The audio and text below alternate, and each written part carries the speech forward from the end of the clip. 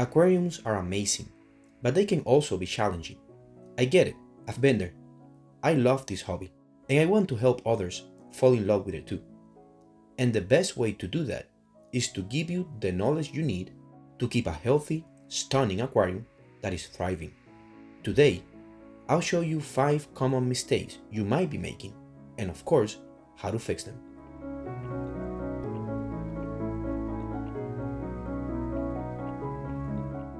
Number 1. Potassium deficiency. When I first got into aquascaping, I was obsessed with building a tank that was self-sustainable. Those amazing setups where fish waste provides the nutrients plants need, and plants, in turn, filter the water for the fish. Sounds perfect, right? Eventually, I came to realize that those aquariums have a lot of restrictions, which I didn't want to deal with. But I want to help you succeed, and if you are trying to keep a self-sustaining tank, then this might be helpful to you.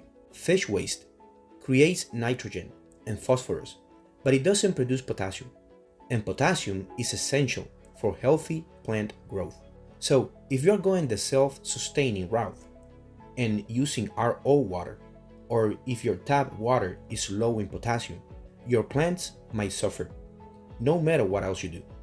They'll start showing signs of nutrient deficiency, with yellowing leaves and slow growth, leaving you scratching your head. If you're seeing these signs and you are not adding any fertilizers to your aquarium before you start making big changes like buying a different light or switching to a CO2 injection system, add a little bit of potassium and see how it goes. The solution could be that simple.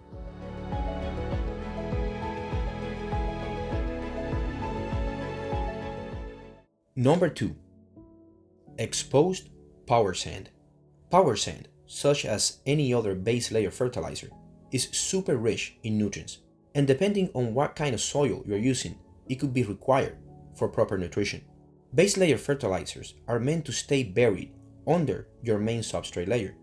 Down there, they release nutrients gradually, feeding your plants right at the roots where they need it. But if power sand becomes exposed to the water column, that slow release mechanism is thrown out the window.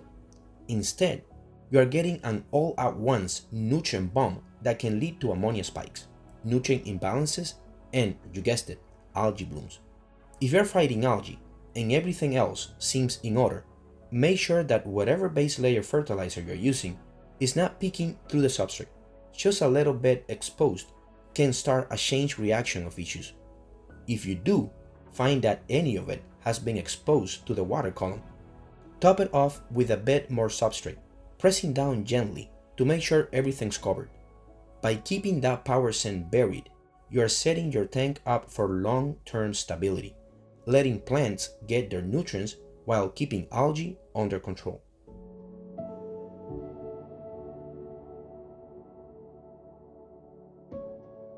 If you are enjoying the video, remember that you can like and subscribe to continue getting helpful tips to improve your aquarium. Number 3. Using a sponge filter and a CO2 injection system together. Sponge filters are awesome for biological filtration, and they add oxygen to your tank, which is great for fish. Now, if you're using a CO2 injection system, then a sponge filter might be working against you.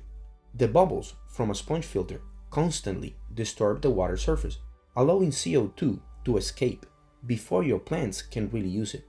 If you're using a sponge filter with CO2, you're probably wasting a ton of that precious gas. You could try increasing the CO2 to compensate, but that's very risky. If that sponge filter suddenly stops working for any reason, the CO2 levels will spike, creating a dangerous situation for your fish. That's one of the reasons I personally prefer canister filters. They keep CO2 in the tank much more effectively. So, if you are committed to CO2 injections, consider switching to a filter that won't affect the performance of it. Your plants will thank you with lush growth, and you'll avoid any potential CO2 related disasters.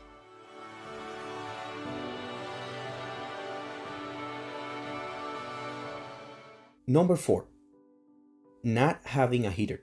Depending on where you live, You might think you don't need a heater, especially if it's warm, and you might even have air conditioning, which allows you to keep a steady temperature.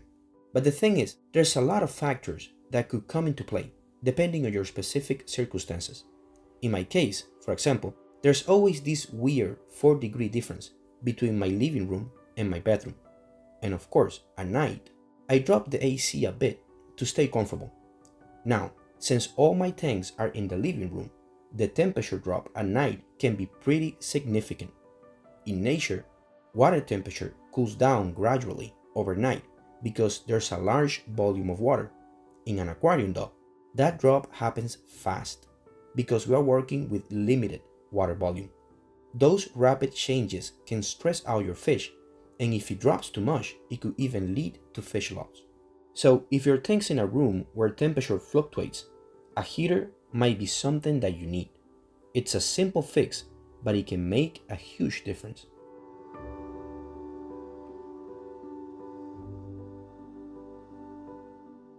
Number 5.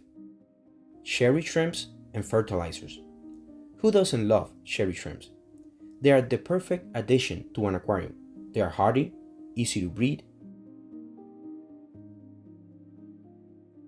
and just all around awesome to watch.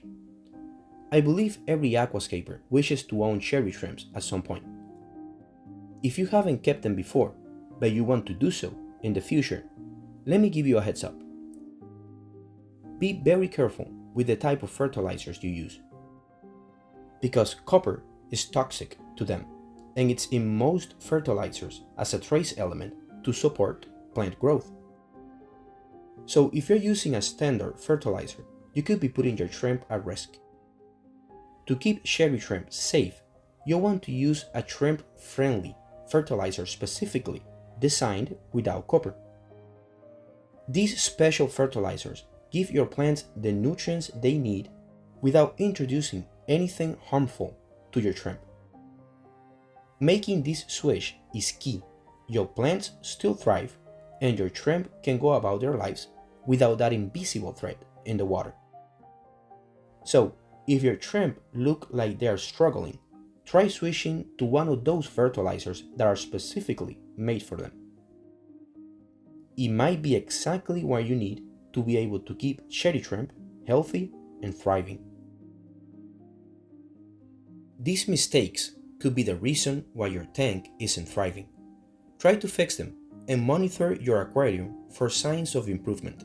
And stay tuned for future videos in this topic. I'm sure some of the tips that I share in these videos will be helpful to you.